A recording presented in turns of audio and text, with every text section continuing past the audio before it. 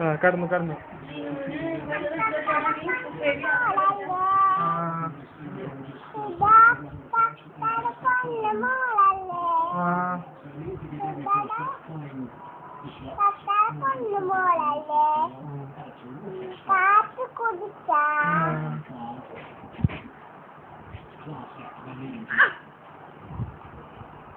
എന്റെ കണ്ടുപോയി ശ്രദ്ധിക്കാമെന്ന്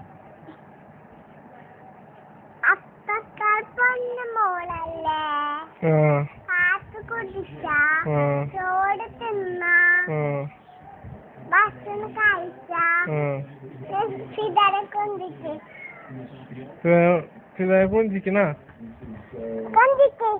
കൊഞ്ചിക്കണ